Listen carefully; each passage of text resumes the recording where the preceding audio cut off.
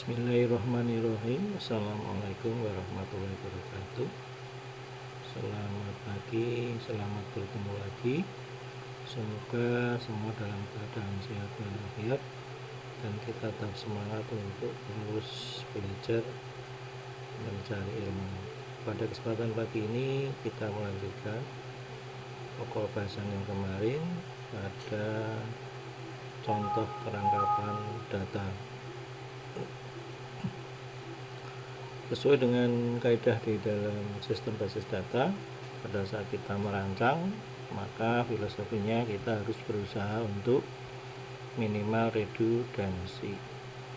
Nah, pada kesempatan materi kali ini saya akan menunjukkan suatu tabel di mana di situ menunjukkan ada beberapa redundansi atau yang diulang dan seberapa besar redundansinya kita lihat. Pada contoh kali ini kita melihat di tabel karyawan, di situ ada NIK, nama karyawan, kota, golongan, dan gaji pokok. Kita lihat di sini bahasanya di NIK tidak ada perlu redundansi karena NIK tidak mungkin sama. Kemudian di nama bisa terjadi redundansi, kemudian di contoh di sini tidak ada redundansi sama sekali. Di kota ini ada redundansi di nama kota Yogyakarta 2 kali, Semarang, Jakarta, Surabaya 1 kali. Di golongan gaji juga ada redundansi, yaitu di golongan 3A, 4A, dan juga ada beberapa kali redundansi. Kemudian di gaji pokok ada di 3A 500.000, 750, 500 sama 750. Jadi kita kalau misal di sini, kalau seandainya karyawannya cuma 5, tidak ada masalah dicatat seperti ini. Tapi jika karyawannya ada 100 orang atau 500 orang, maka ini jadi masalah. Ini 1, kemudian di sini juga 1. Jadi mengakibatkan di penyimpanan menjadi lebih besar.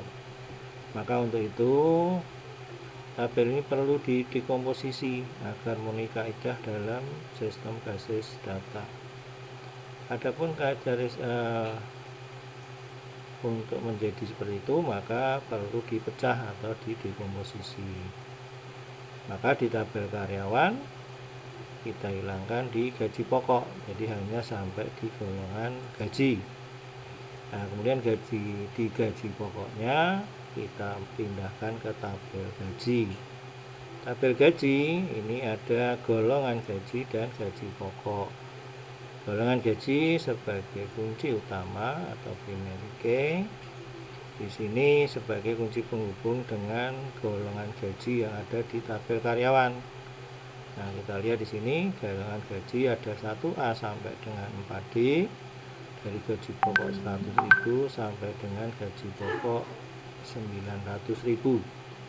Nah, dengan demikian dari tabel karyawan menjadi 2 buah tabel karyawan dan tabel gaji. 1 terselesaikan. Kita lihat yang kedua. Yang kedua tadi dikatakan di depan bahwasanya di kota masih bisa dipecah lagi dengan memunculkan bukan kota tapi ada kode kota. Dalam kodean kita bisa melihat kalau kotanya lebih dari 100 maka kita harus menggunakan 3 digit. Nah, kita anggap kotanya hanya sampai di 99 kota, maka kita cukup menggunakan 2 digit. Kode kotanya 01, 02, sehingga ini kita kalau lihat pengulangannya hanya 2 digit, 05, 05, 01, 01. Kalau tadi yang diulang kan Yogyakarta. Nah, maka karena kita pecah, akhirnya muncul yang namanya tabel kota. Tabel kota di sini ada 01 sampai dengan 07, ada Jakarta, Bandung, Banten, Semarang, dan seterusnya. Nah, dari sini kita bisa melihat bahasanya dari tabel karyawan tadi di awal, kemudian kita lakukan dekomposisi, akhirnya menjadi 3 buah tabel, yaitu tabel karyawan yang awalnya isinya nik, nama karyawan, kode kota, golongan gaji dan gaji menjadi hanya nik, nama karyawan, kode kota, dan golongan gaji. Kemudian ada tambahan tabel kota, kode kota dan kota, serta tabel gaji, golongan gaji, dan gaji. Demikian mengenai bagaimana kita melakukan dekomposisi terhadap tabel. Semoga Anda bisa mempelajarinya sebagai tugas daring pada pertemuan kali ini. Nanti ada 2 buah tabel, Anda usahakan dengan Anda kerjakan sendiri-sendiri supaya bisa menjadi dekomposisi sesuai dengan kaidah di dalam sistem basis data menjadi minimal redundansi. Demikian, semoga ada manfaatnya.